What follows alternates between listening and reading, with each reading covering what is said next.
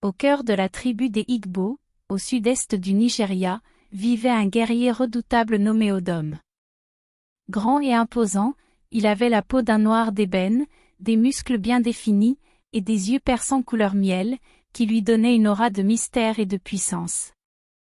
Odom portait toujours un pagne rouge vif, symbole de son statut de guerrier, agrémenté de perles noires autour de son cou et de ses poignets, signe de sa bravoure lors des batailles. Odom était admiré de tous, mais son cœur appartenait à une femme qui lui était interdite. Kezia, fille du chef de la tribu, était belle comme le jour. Sa peau était couleur bronze, ses yeux étaient aussi sombres que la nuit, et sa chevelure tressée brillait de perles d'ivoire. Elle portait des vêtements faits d'étoffe bleue, ornés de fils d'or, une robe réservée aux femmes de la royauté. Kezia, bien que promise à un autre guerrier, aimait secrètement Odom. Leur amour interdit grandissait dans l'ombre. Ils se rencontraient près de la rivière sous la lumière des étoiles, partageant des moments volés, rêvant d'un avenir ensemble. Mais dans leur tribu, l'amour entre un guerrier de basse caste et la fille d'un chef était impensable. Malgré les avertissements de ses amis, Odom refusait d'abandonner son amour pour Kezia. Il croyait que l'amour pouvait surmonter toutes les traditions et que, d'une manière ou d'une autre, il trouverait un chemin. Mais dans un tel amour se cachait un grand danger, un sacrifice que ni Kezia ni Odom ne comprenaient encore. Un jour, un ancien, Ez, homme sage aux cheveux blancs et à la peau ridée, fit un rêve qui allait changer le destin de la tribu. Il portait toujours une tunique brune simple et un collier de talismans fait de dents d'animaux, signe de son lien avec les ancêtres. Ses yeux, bien qu'âgés, brillaient d'une lueur divine, et il était respecté par tous pour ses visions. Dans son rêve, les ancêtres lui apparurent furieux. Ils avaient appris l'amour interdit d'Odom et de Kezia. Selon les traditions ancestrales, un tel acte serait puni par un grand désastre pour la tribu. Un sacrifice devait être fait pour apaiser la colère des ancêtres, et ce sacrifice devait être Odom, l'homme qui aimait trop. Ez se réveilla en sueur, inquiet. Il consulta rapidement le chef de la tribu, père de Kezia, pour lui révéler la prophétie. Le chef, un homme sévère aux traits marqués par les années de pouvoir, décida qu'Odom devait être puni.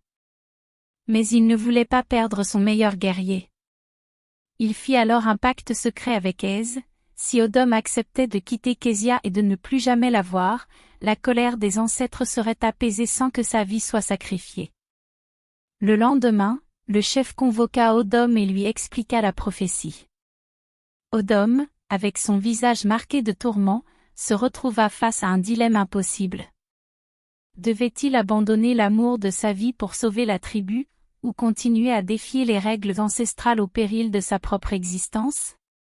Pendant plusieurs jours, Odom erra dans la forêt, luttant avec son cœur et son esprit. Il savait que l'amour qu'il portait à Kezia était puissant, mais la peur de trahir sa tribu et d'attirer la colère des ancêtres pesait lourd sur lui. Il alla consulter Nana, la guérisseuse de la tribu, une vieille femme aux cheveux gris et à la peau sombre comme la terre. Ses yeux, bien qu'épuisés par les années, reflétaient la sagesse et la douleur du passé. Elle portait toujours une longue robe de coton blanc, couverte de symboles mystiques, et portait à sa ceinture des herbes sacrées. Nana écouta le cœur lourd d'Odom, puis elle lui répondit calmement, « L'amour est puissant, mon fils, mais les ancêtres sont plus anciens que le temps lui-même. Aucun amour ne peut surpasser leur volonté. Tu dois choisir sagement, car ton cœur pourrait te guider vers ta perte. » Odom savait que sa décision devait être rapide. Un soir, il se rendit à la rivière, là où il rencontrait Kezia. Il la trouva, vêtue d'une simple tunique blanche, ses perles d'ivoire scintillant sous la lune. Elle lui sourit, mais derrière son sourire se cachait une profonde tristesse. « Odom, dit-elle, les larmes aux yeux, je sais ce qui se passe.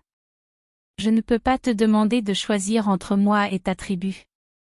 Mais sache que je t'aimerai toujours, peu importe ton choix. » Odom la prit dans ses bras, et cette nuit-là, il fit son choix.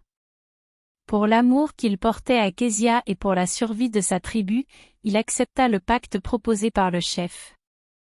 Il renonça à son amour et décida de sacrifier son propre bonheur pour protéger ceux qu'il aimait. Le jour du rituel, toute la tribu se réunit autour du grand feu sacré. Les tambours résonnaient dans l'air, et une tension palpable régnait.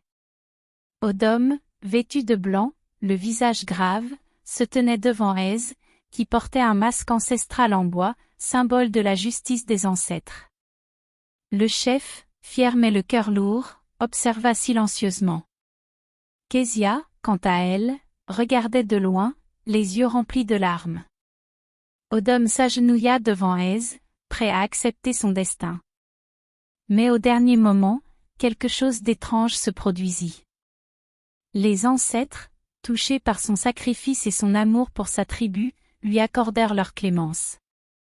Au lieu de prendre sa vie, ils lui offrirent une seconde chance, à condition qu'il ne voie plus jamais Késia.